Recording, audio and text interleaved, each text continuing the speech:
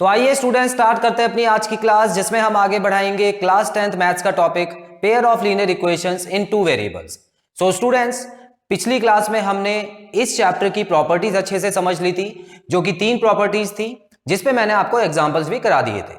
सो आज की क्लास में हम प्रॉपर्टीज और ग्राफिकल रिप्रेजेंटेशन को कनेक्ट करेंगे और देखेंगे जो इक्वेशंस दी होती है उसमें प्रॉपर्टी जो बोलती है, क्या अगर हम ग्राफ में बनाए तो उसमें भी वही निकलता है। सो स्टूडेंट्स, आइए देखते हैं आज की क्लास का टॉपिक हमारा जो रहेगा वो है practice questions on graphical representation.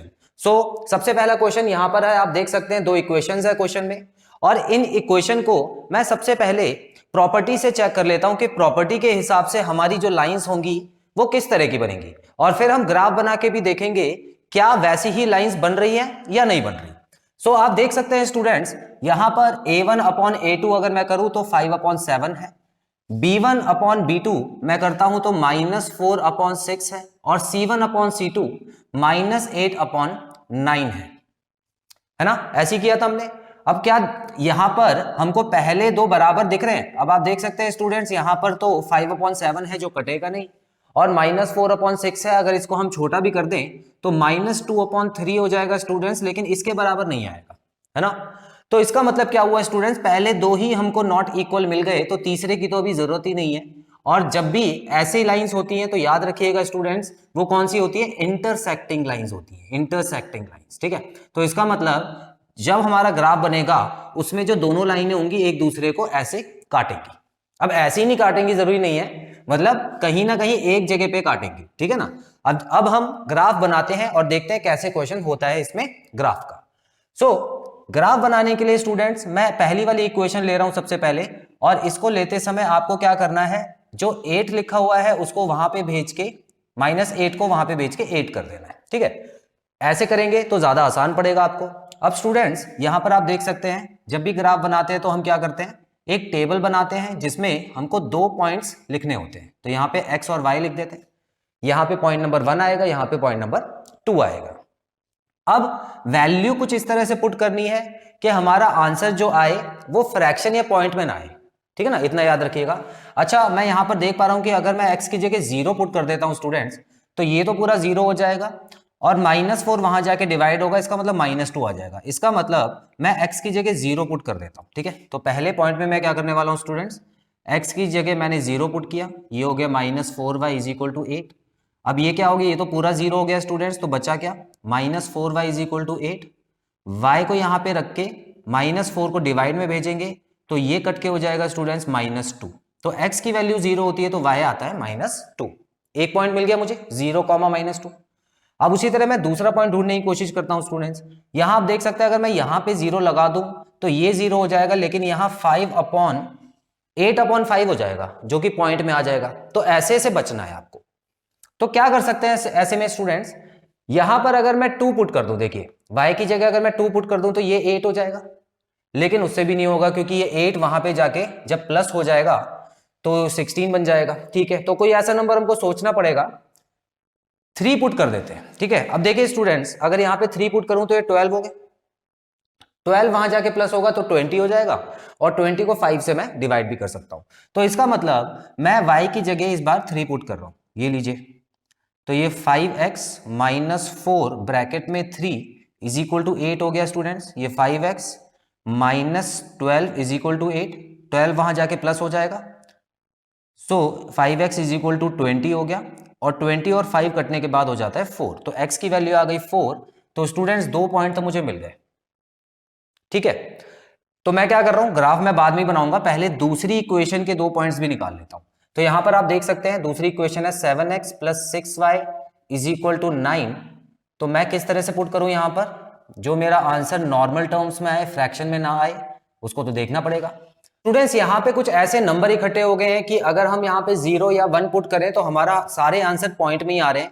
तो देखिए मैं पॉइंट वाला भी एग्जांपल आपको समझा देता हूं, अगर इमरजेंसी में यूज करना पड़े तो कीजिएगा।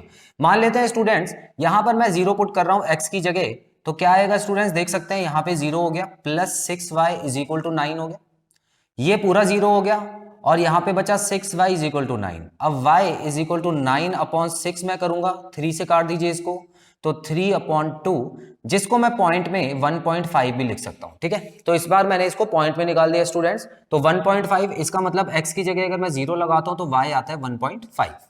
इतना क्लियर है?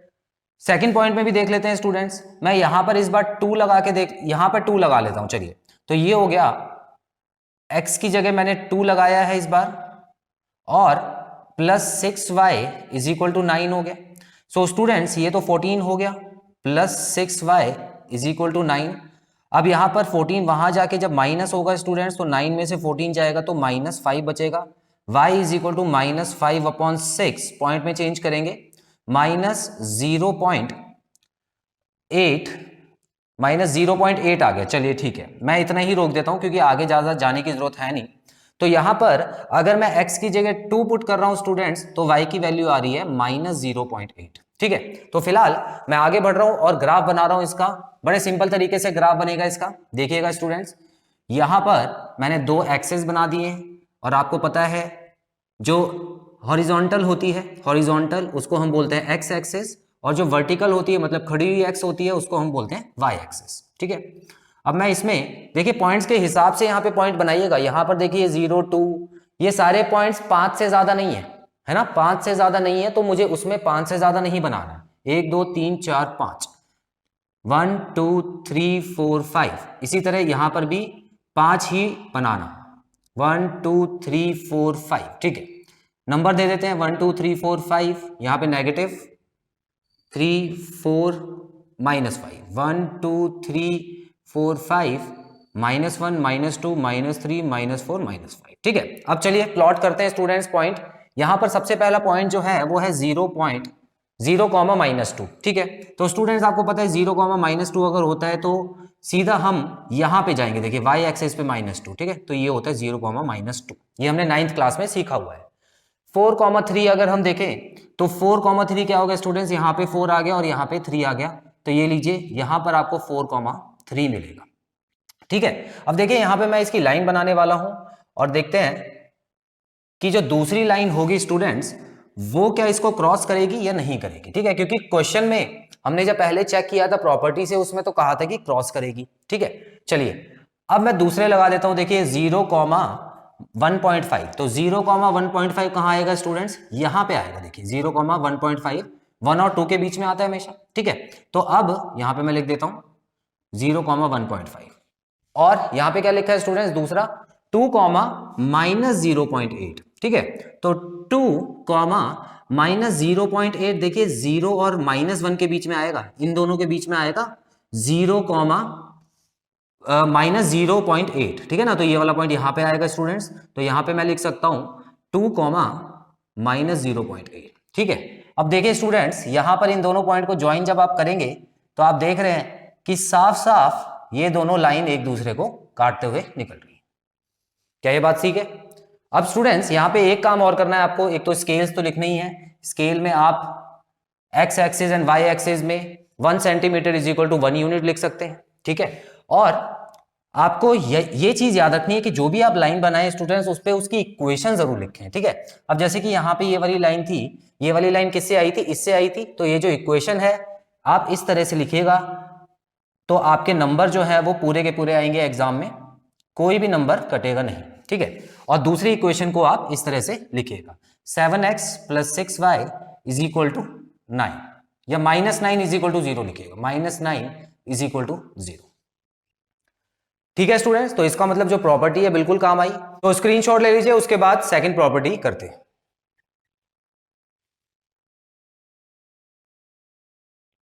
तो स्टूडेंट्स क्वेश्चन 2 की तरफ बढ़ते हैं, जिसमें हम नई प्रॉपर्टी के बारे में पढ़ेंगे। अब देखते हैं ये कौन सी प्रॉपर्टी है। यहां पर मैंने a1/a2 लिख दिया है, और यहां पे b1/b2 और c1/c2 भी लिख दिया है। अब स्टूडेंट्स चेक करते हैं कि क्या ये बराबर है, और अगर बराबर है तो कहां तक बराबर है।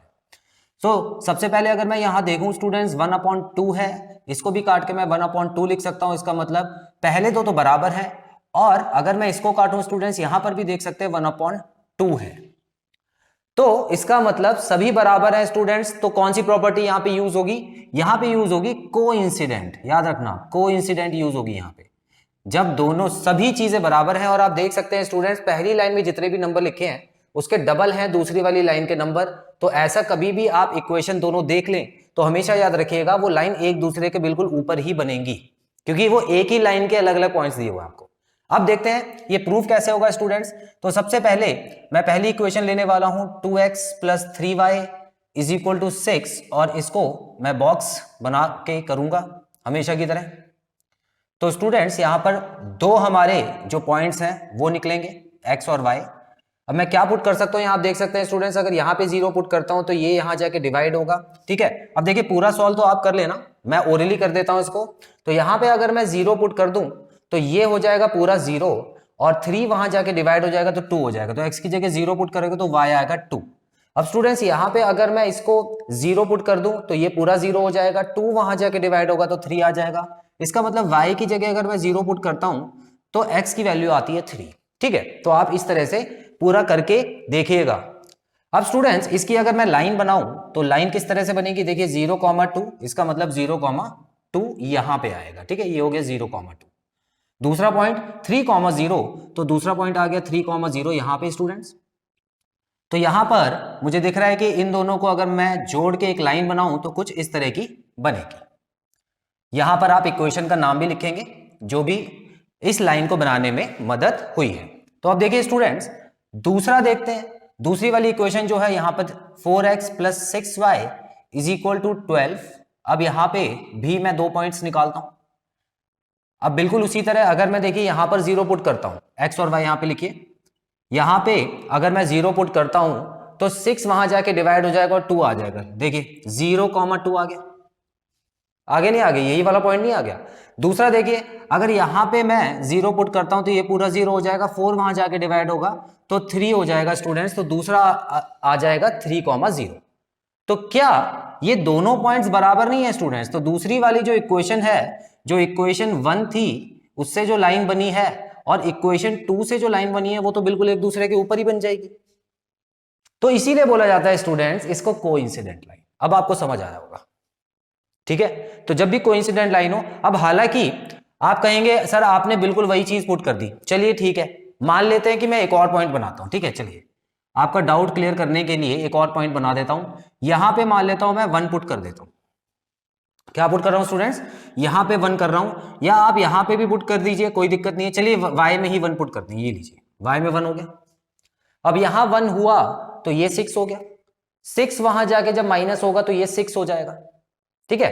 और 4 वहां जाके डिवाइड होगा तो 6/4 आ जाएगा स्टूडेंट्स। जब इसको आप काटोगे तो ये कुछ पॉइंट में आएगा और ये 3/2 बन जाएगा, इसका मतलब 1.5 है ना, 1.5 आ गया। तो इसका मतलब स्टूडेंट्स अगर y की जगह 1 लगाता हूं तो x की वैल्यू 1.5 आती है। अब ये देख लेते हैं कि जो तीसरा पॉइंट है क्या ये भी इस लाइन पे आ रहा है, अगर आ रहा होगा तो प्रूव हो जाएगा, है ना। अब देखिए 1.5, 1, देखिए 1.5 कहां आएगा स्टूडेंट्स, यहां है ना, 1 और 2 के बीच में आएगा ना। तो 1.5, 1 ये लो इसी लाइन पे आ गया। चाहे आप दुनिया भर के पॉइंट्स बना लो, चाहे 1000 बना लो, 2000 बना लो, सभी इस लाइन के ऊपर ही आएंगे स्टूडेंट्स, क्योंकि ये जो 2 इक्वेशन है इसको बोला गया है कोइंसिडेंट लाइन की इक्वेशंस। क्लियर, स्क्रीनशॉट लीजिए, फिर तीसरी इक्वेशन भी करते हैं। स्टूडेंट्स प्रॉपर्टी 3 की तरफ बढ़ते हैं। यहां आप देख सकते हैं 2 इक्वेशन, पहले इसको चेक कर लिया जाए जल्दी से। तो a1/a2 1/2 हो गया, और उसके बाद b1/b2 2/4, और उसके बाद -4/-6। अब स्टूडेंट्स यहां पे अगर हम देखें तो ये 1/2 है, इसको काट के भी 1/2 हो सकता है, इसका मतलब ये तो बराबर है। लेकिन यहां पर मैं देख सकता हूं कि काटो तो 2/3 आ रहा है स्टूडेंट्स, जो कि बराबर नहीं है। तो इसका मतलब ये जो प्रॉपर्टी है ये कौन सी वाली होगी स्टूडेंट्स, ये पैरेलल लाइंस वाली प्रॉपर्टी होगी, ये हमेशा पैरेलल बनेगी, ठीक है। अब हम ग्राफ बना के जब देखेंगे तो आप देखेंगे लाइंस कुछ इस तरह के होंगी जो एक दूसरे से कभी नहीं इंटरसेक्ट होंगी और कभी नहीं जुड़ेंगी। क्लियर, चलिए अब हम करके देखते हैं स्टूडेंट्स इसको भी। तो पहले इक्वेशन में जो हमको दिया हुआ है x + 2y = 4 है, इसके पॉइंट्स बनाएंगे जल्दी से। तो यहां पे मैं देख सकता हूं स्टूडेंट्स कि x की जगह अगर मैं 0 पुट कर रहा हूं तो ये पूरा 0 हो गया, और 2 वहां पे जाके डिवाइड हो जाएगा और यहां पर 2 आ जाएगा। तो इसका मतलब 0,2। क्लियर, उसके बाद अगर मैं y की जगह 0 पुट कर देता हूं तो ये पूरा 0 हो जाएगा स्टूडेंट्स, तो x = 4 आ जाएगा। तो y की जगह 0 पुट करूं तो x 4 आ जाता है। चलिए लाइन बना लेते हैं इसकी। 0,2 यहां पे आएगा स्टूडेंट्स, 0,2 और 4,0 कुछ इस तरह से यहां पे आ जाएगा 4,0। तो लाइन जो जाएगी वो इस तरह से जाएगी। तो एक लाइन हमको पता लग गई, अब दूसरी लाइन भी चेक कर लेते हैं स्टूडेंट्स। यहां पर दूसरी इक्वेशन मुझे दी हुई है 2x + 4y, 6 को वहां पे भेज के हो गया +6। इतना क्लियर? अब यहां पर अगर मैं 2 पॉइंट्स बनाता हूं इसके, तो किस तरह से बनेंगे स्टूडेंट्स? यहां पर अगर मैं x की जगह 0 पुट करता हूं तो y की जगह देखिए 4 यहां पे जाएगा तो पॉइंट में आ जाएगा, लेकिन कोई बात नहीं, पॉइंट वाले तो अब हम समझ ही गए हैं, तो पॉइंट वाला कर लेते हैं। तो यहां पे फिलहाल मैं x की जगह अगर 0 कर रहा हूं तो यहां पर 4 नीचे जाएगा तो ये आ जाएगा 1.5। ठीक है, 6/4 क्या होता है? 1.5 होता है। उसके बाद अगर मैं यहां पे 0 पुट कर रहा हूं स्टूडेंट तो ये पूरा 0 हो जाएगा और यहां पे आ जाएगा 3। तो y की वैल्यू 0 करें तो यहां पे 3 आ जाता है। चलिए लाइन बनाते हैं, 0,1.5। ठीक है, तो 0,1.5 कहां जाएगा स्टूडेंट्स? यहां पे। ठीक है, काफी पास चला गया है 0,1.5। उसके बाद 3,0 देखते हैं। देखिए यहां पे 3,0 यहां पे आएगा स्टूडेंट्स, 3,0। अब अगर इन दूसरी लाइन को भी आप मिलाने की कोशिश करें स्टूडेंट्स तो देखिए कैसे जा रही है लाइन। ये दूसरे पॉइंट को मैंने मिला दिया, क्या ये लाइन कभी मिलने वाली है? बिल्कुल भी नहीं है। ठीक है, तो ये पैरेलल लाइंस हो गई हैं और इसको बोला जाता है कि कभी इंटरसेक्ट नहीं होंगी चाहे कोई भी पॉइंट हो। तो स्टूडेंट्स यहां पर ये हमने तीसरी प्रॉपर्टी भी कर ली है। तो आई होप आपको प्रॉपर्टीज कैसे लगानी है अब अच्छे से समझ आ गया है। और प्रॉपर्टीज लगाने के बाद हमने जब आंसर्स भी चेक किए हैं तो सारे सही आ रहे हैं, इसका मतलब सारी प्रॉपर्टी हमने प्रूव करके भी देख ली है। सो स्टूडेंट्स इसका भी स्क्रीनशॉट ले लीजिए। उसके बाद मैं एक क्वेश्चन आपको होमवर्क के लिए देता हूं। तो स्टूडेंट्स आप देख सकते हैं एक क्वेश्चन मैंने आपको होमवर्क के लिए दे दिया है, इसको आप बिल्कुल उसी तरह करेंगे। पहले प्रॉपर्टीज लगा के चेक करेंगे और उसके बाद ग्राफिकल मेथड से प्रॉपर्टी सही आ रही है या नहीं ये भी चेक करेंगे। सो स्टूडेंट्स यहां पे खत्म होता है हमारा ये पार्ट। आई होप इस पार्ट में कराए गए सारे पॉइंट्स आपको क्लियर हैं और कोई भी डाउट नहीं है। बहुत जल्द मिलते हैं अपने अगले पार्ट में। Till then students take very good care of yourselves. Have a nice time. God bless you. Bye bye.